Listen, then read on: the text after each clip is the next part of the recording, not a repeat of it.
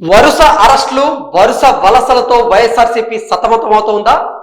వరుస అరెస్టులతో వైఎస్ఆర్సీపీ నేతలు బంబేలెత్తిపోతున్నారా? వైఎస్ఆర్సీపీ నేతల్లో ఆత్మస్థైర్యాన్ని నింపేలాగా, అలాగే నూతన ఉత్సాహాన్ని నింపేలాగా జగన్మోహన్ రెడ్డి ఇప్పుడు కొన్ని కార్యక్రమాలను చేపట్టబోతున్నారా? అందులో భాగంగానే వైఎస్ఆర్సీపీ అధినేత జగన్మోహన్ రెడ్డి వరుస సమీక్షా సమావేశాలను ఏర్పాటు చేసుకుంటున్నారా అంటే అవునని సమాధానం ఇస్తున్నారు కొంతమంది రాజకీయ విశ్లేషకులు. ఇంతకీ జగన్మోహన్ రెడ్డి ఈ వరుస సమావేశాలను ఎందుకు ఏర్పాటు చేస్తున్నారు? అసలు వైఎస్ఆర్సీపీలో ఏం జరుగుతుంది? నిజంగా వైఎస్ఆర్సీపీలో ఉన్నటువంటి నేతలు భయపడుతూ ఉంటే వారిలో ఆత్మస్థైర్యాన్ని నింపేందుకు జగన్మోహన్ రెడ్డి ప్రయత్నం చేస్తున్నారా? ప్రయత్నం చేస్తూ ఉంటే ఎటువంటి కార్యాచరణకు ఆయన వ్యూహరచన చేస్తున్నారనేది ఒకసారి మనం పూర్తి స్థాయిలో విశ్లేషణ చేసుకునేటువంటి ప్రయత్నం అయితే చేద్దాం. అరెస్టుల వేళ జగన్ వరుస భేటీలు. వైఎస్ఆర్ కాంగ్రెస్ పార్టీ అధినేత మాజీ ముఖ్యమంత్రి వైఎస్ జగన్మోహన్ రెడ్డి వరుస భేటీలు నిర్వహిస్తూ ఉన్నారు. ముఖ్యమంత్రి చంద్రబాబు గారు అలాగే ఉప ముఖ్యమంత్రి పవన్ కళ్యాణ్ గారి సారథ్యంలోని రాష్ట్రంలో అధికారంలో ఉన్నటువంటి తెలుగుదేశం, జనసేన, భారతీయ జనతా పార్టీల సంకీర్ణ కూటమి ప్రభుత్వ వైఫల్యాలను ఎండగట్టే దిశగా ఇప్పుడు జగన్మోహన్ రెడ్డి కార్యాచరణ సిద్ధం చేస్తున్నట్లుగా మనకి సమాచారం అందుతుంది. జగన్ 2.0 అంటూ గతంలో జగన్మోహన్ రెడ్డి ప్రకటించారు. దీనికి అనుగుణంగా అడుగులు వేస్తూ ఉన్నారు జగన్మోహన్ రెడ్డి.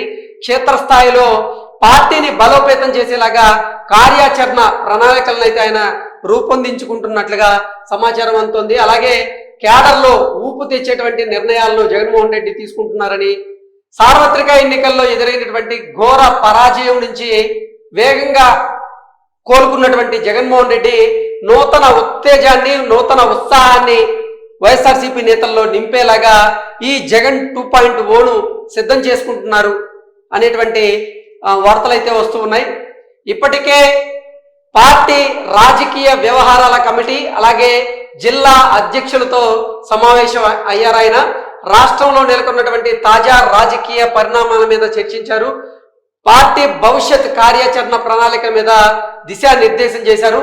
ఇప్పుడు ఆంధ్రప్రదేశ్లో కూటమి ప్రభుత్వ వైఫల్యాలను, సూపర్ 6 హామీలను అమల్లో విఫలం కావడం వంటి అంశాలను మరింత ఉధృతంగా జనంలోకి తీసుకెళ్లేటువంటి యోచనలో జగన్మోహన్ రెడ్డి ఉన్నారన్నట్లుగా ఈ వార్త సారాంశంగా మనం విశ్లేషణ చేసుకోవచ్చు. కానీ నిజంగా చెప్పాలి అంటే వరుస అరెస్టులు ఏవైతే ఉన్నాయో అవి జగన్మోహన్ రెడ్డితో పాటుగా వైఎస్ఆర్సీపీని కూడా అతలాకుతలం చేస్తూ ఉన్నాయి. దానికి కారణం ఏంటంటే వరుస అరెస్టులతో, వరుస వలసలతో వైఎస్ఆర్సీపీ అయితే సతమతం అవుతూ ఉంది. ఈ నేపథ్యంలోనే జగన్మోహన్ రెడ్డి ఎట్టి పరిస్థితుల్లో వైఎస్ఆర్సీపీ నుంచి మరే నేత కూడా బయటికి వెళ్ళకూడదు, వెళ్తే నిజంగా ఇంకా వైఎస్ఆర్సీపీ రాజకీయ మనుగడ ప్రశ్నార్థకంగా మారేటువంటి అవకాశం ఉందని భావించి ఎట్టి పరిస్థితుల్లో ఇప్పుడున్నటువంటి క్యాడర్ను కాపాడుకోవాలనేటువంటి ఒక దృఢ నిశ్చయంతోనే ఆయన కొన్ని కార్యక్రమాలకు శ్రీకారం చుట్టినట్లుగా అందులో భాగంగానే ఆయన ఇప్పుడు వరుస సమావేశాలను ఏర్పాటు చేసి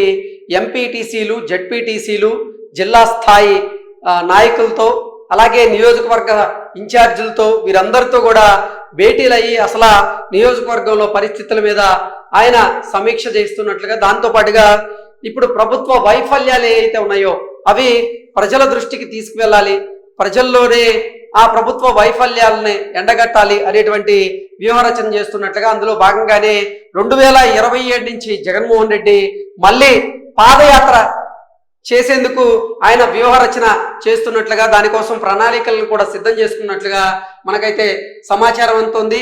ఇక చూసుకున్నట్లయితే గతంలో 3600 కిలోమీటర్ల పాదయాత్ర చేసినటువంటి జగన్మోహన్ రెడ్డి ఈసారి పక్కా ప్రణాళికతో 5000 కిలోమీటర్ల మేర ఆయన పాదయాత్ర చేసేందుకు ప్రణాళికలు సిద్ధం చేసుకున్నట్లుగా తెలుస్తోంది.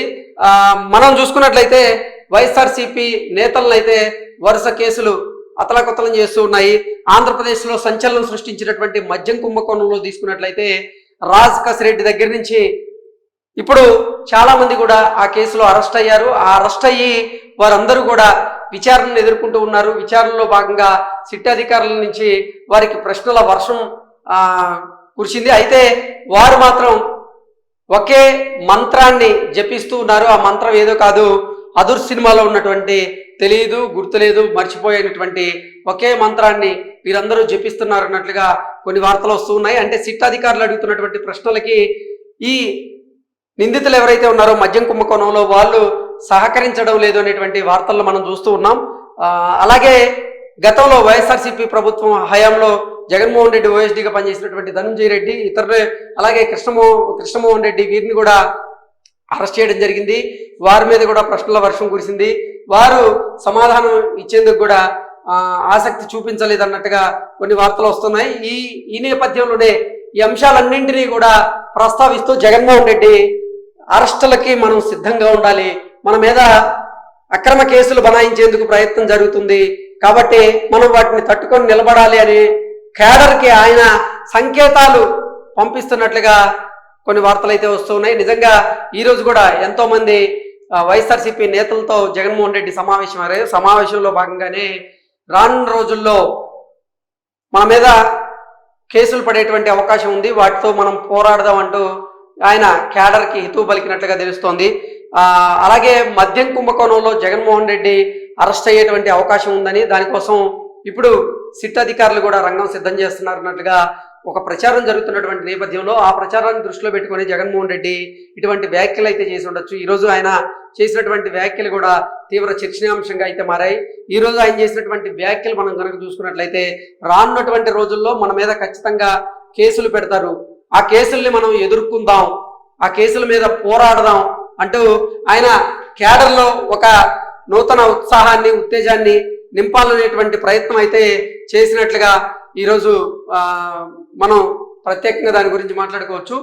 ఇక మొత్తంగా చూసుకున్నట్లయితే జగన్మోహన్ రెడ్డి జగన్ 2.0ని చూడబోతున్నారంటూ గతంలో చెప్పినటువంటి నేపథ్యంలో అసలు జగన్ 2.0లో ఎటువంటి అంశాలు ఉండేటువంటి అవకాశం ఉంది, అంటే జగన్ 2.0 ఎలా ఉండేటువంటి అవకాశం ఉందనేది చాలామంది ఇప్పటికే చర్చించారు.